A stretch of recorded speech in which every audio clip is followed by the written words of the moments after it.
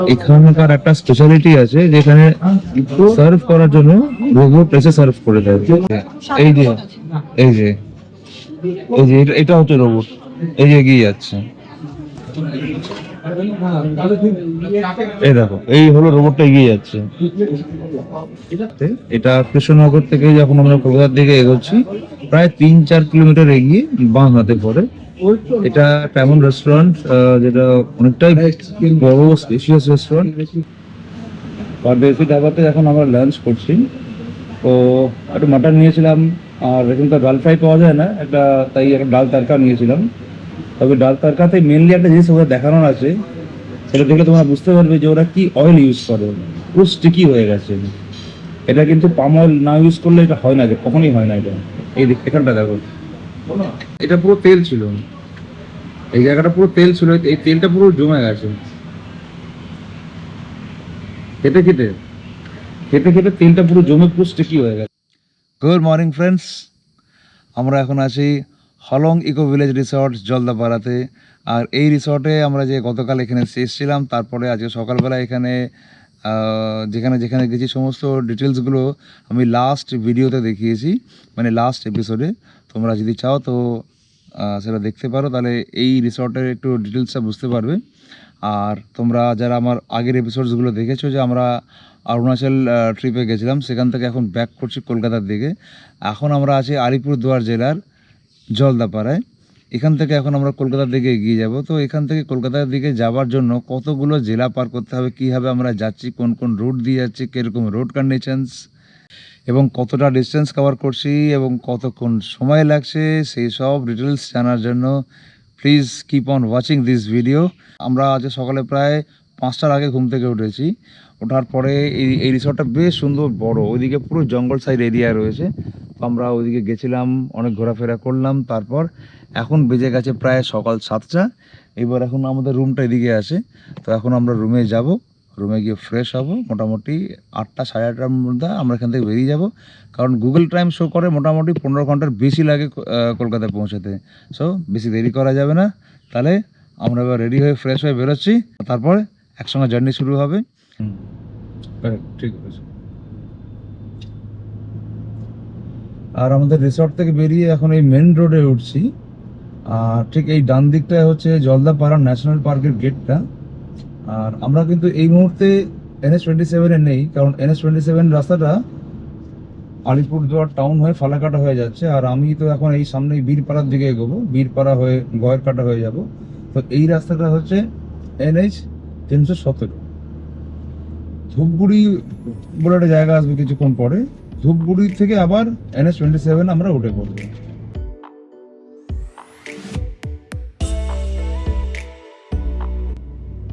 এই সামনের যে মোড়টা দেখছো, এটা হচ্ছে গয়েরকাটা মোড়। এখান থেকে রাস্তাটা ধীরে ধীরে বাঁ দিক ঘুরবে। আর এই গয়েরকাটা মোড় ঢোকার জাস্ট 3-4 কিলোমিটার পেছন থেকেই আমরা আলিপুরদুয়ার জেলা পার করে আমরা অলরেডি এখন জলপাইগুড়ি জেলাতে ঢুকে পড়েছি। এরপরে আসবে ধূপগুড়ি।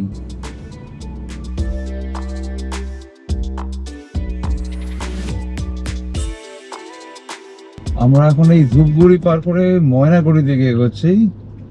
আর এই মুহূর্তে আমরা এখন এই জলঢাকা নদী ক্রস করছি। আর আমাদের ডান দিকে ভুটান হালকা হালকা দেখা যাচ্ছে, দূরে পাহাড় দেখা যাচ্ছে হালকা হালকা। যারা তোমরা সিকিমে বাবা হরভজন সিং মন্দির যেটা আছে বা সাঙ্গুলো যেটা আছে, ওখান থেকে তোমরা যারা নাথাং ভ্যালির দিকে গেছো, ওখানে দেখে থাকবে একটা কুপুপ লেক আছে, যেটাকে বলা হয় এলিফ্যান্ট লেক।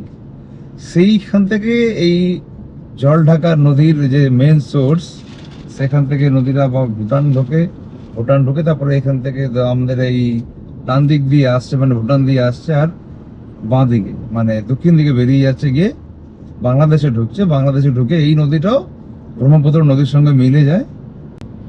এই এখন আমরা ময়নাগুড়ি পার করে এই এখন জলপাইগুড়ির দিকে এগোচ্ছি।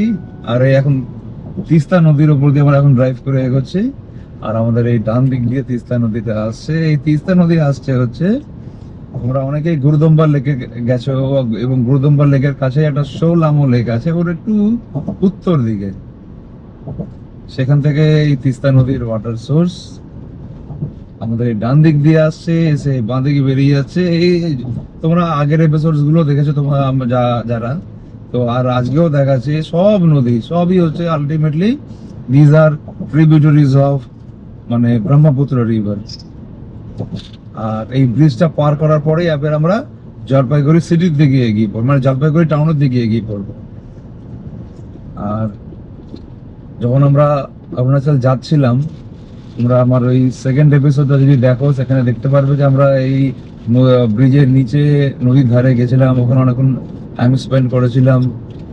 আর এই সময় মনসুনের সময় তিস্তা নদীর জল প্রচন্ড মানে উপর দিকে আসে, একদম ব্রিজের তলায় প্রায় ঠেকে গেছে।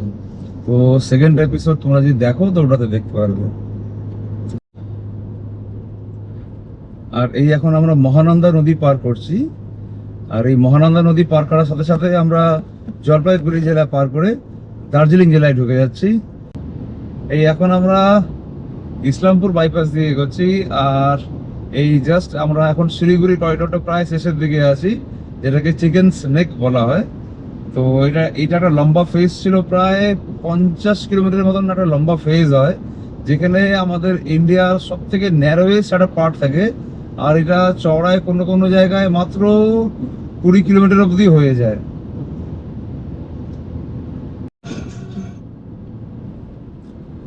এই যে রাস্তার মধ্যে এরকম গর্ত দেখছো, আমরা ইসলামপুর বাইপাস পার করে জাস্ট এগোচ্ছি, এরকম রাস্তার মধ্যে মাঝে মাঝে এরকম গর্ত চলে আসছে। হয়তো মনসুন সিজন এখন চলছে, সেই কারণে এরকম গর্ত হয়েছে। তো যারা তোমরা বাইকিং করে আসবে, এইগুলো মাথায় রাখবে, ইসলামপুর বাইপাসটা যেই ক্রস করে এগোবে এরকম ভর্তি খানাখন্দ গর্ত রয়েছে এখানে।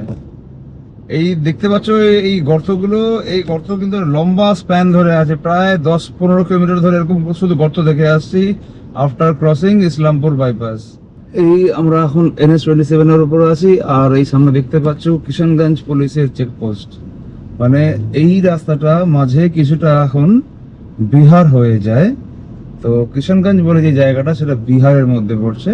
আর এখন মোটামুটি প্রায় 6 কিলোমিটার মতন আমরা এখন বিহারের উপর দিয়ে যাবো, তারপরে আবার ওয়েস্ট বেঙ্গলে ঢুকবো। আর আমাদের এই রাইট হ্যান্ড সাইডে এখন কিষানগঞ্জ রেলওয়ে স্টেশনটা পড়বে। এই এখন সময় চলে এসছে, এবার এই NH-27 কে আমরা এখন ছেড়ে মানে এক্সিট করে বাঁ দিক দিয়ে এক্সিট করব আর কলকাতার দিকে বেরিয়ে যাব। আমরা আজকে জলদাপাড়াতে যেই আমরা রিসর্টে ছিলাম, সেখান থেকে এই অবধি ডিস্টেন্স হচ্ছে 244 কিলোমিটার। 244 কিলোমিটার। আর এখন টাইম হচ্ছে মোটামুটি 1:15 বাজে। আমরা প্রায় সকাল 9টা নাগাদ স্টার্ট করেছিলাম, মানে সময় লাগলো 4 ঘন্টার উপরে, 4.25 ঘন্টা লাগলো। তার মধ্যে স্মল কয়েকটা ব্রেক ছিল।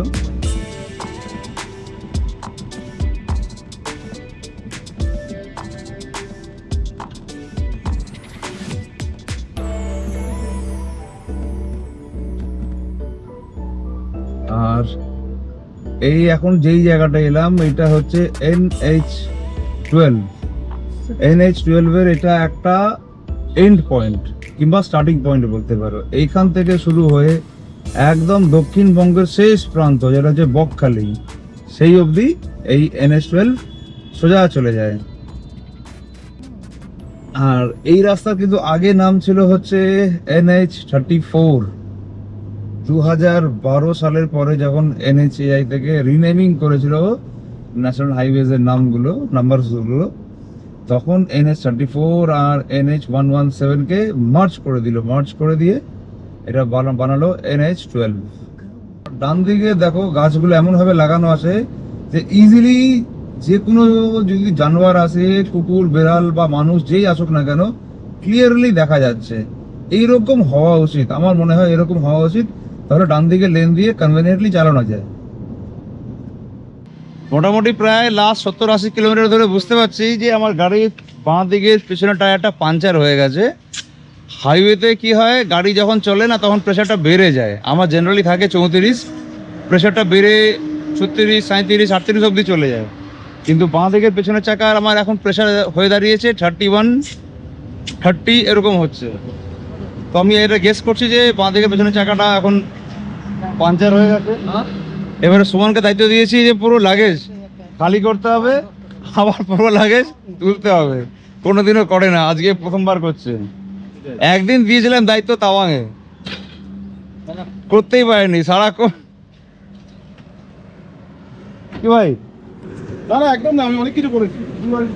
আজকে এই সব মাল তুমি না হবে, আর সব মাল তুমি তুলবে।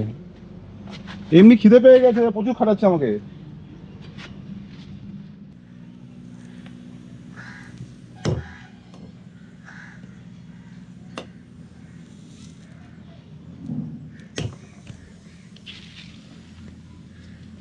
এই যে এই মালটা ঢুকেছিল, মোটামুটি শিলিগুড়ির পর থেকে নোটিস করছিলাম যে ধীরে ধীরে হাওয়া প্রেশারটা বাড়ার জায়গায় কমে যাচ্ছিল। এই স্ক্রুটা ঢুকেছিল। এইটাই টিউবলেস টায়ারের অ্যাডভান্টেজ, যে টায়ারে যদি কোনো স্ক্রু বা কোনো পেরেক যদি ঢুকে যায় এরকম, তারপরেও কিন্তু গাড়ি চালানো যায় এবং মানে কয়েকশো কিলোমিটার গাড়ি চলে যায়। যদি কোনো জায়গাতে এমন দেখছো যে টায়ার রিপেয়ারিং দোকান যদি না পাও, তাহলে একটা জিনিস যেটা করতে পারো, যে টায়ারের হাওয়া যদি খুব কমে যায়, তাহলে যদি গাড়িতে অনেক টায়ার ইনফ্লেটার মেশিন থাকে, আমার কাছে দুটো মেশিন রয়েছে, সেই ক্ষেত্রে গাড়িতে চাকায় হাওয়া দিয়ে নেবে, তারপর আবার কয়েকশো কিলোমিটার গাড়ি চলে যাবে। শিলিগুড়ি থেকে আমি এই অবধি এসেছি, মানে প্রায় রায়গঞ্জ অবধি, তো 300 কিলোমিটার অ্যাপ্রক্সিমেটলি। 300 কিলোমিটার গাড়ি চালিয়েছি, এই টায়ারে পেরেক ছিল সেই শুদ্ধ, কিন্তু গাড়ি আরামসে গেছে, কোনো অসুবিধা হয়নি।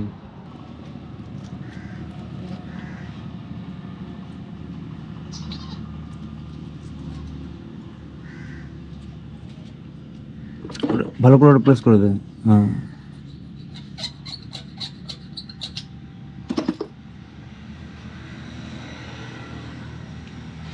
এখানে দেখো এই লিকটা সারানো হচ্ছে ভিতর দিক দিয়ে সারালে পরে কি টায়ারের ক্ষতিটা কম হয়, তাই না ভাই? টায়ারে মানে ক্ষতিটা হয় না। এই টায়ারটা আমার কেনার পরে প্রায় 20,000 কিলোমিটার চলে গেছে, 4টে টায়ারই। এই প্রথম লিক ধরা পড়লো, মানে আফটার ড্রাইভিং অফ 20,000 কিলোমিটার। আর এর আগের আমার টায়ার চলেছিল প্রায় 40,000 কিলোমিটার।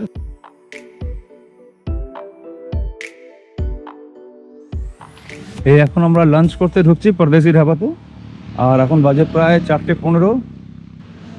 পরদেশি ধাবাতে এখন আমরা লাঞ্চ করছি। তো একটু মাটন নিয়েছিলাম, আর এখন তো ডাল ফ্রাই পাওয়া যায় না, তাই একটা ডাল তড়কা নিয়েছিলাম। তবে ডাল তড়কাতে মেনলি একটা জিনিস ওদের দেখানোর আছে, সেটা দেখলে তোমরা বুঝতে পারবে যে ওরা কি অয়েল ইউজ করে, পুরো স্টিকি হয়ে গেছে। এটা কিন্তু পাম অয়েল না ইউজ করলে এটা হয় না, যে কখনোই হয় না এটা।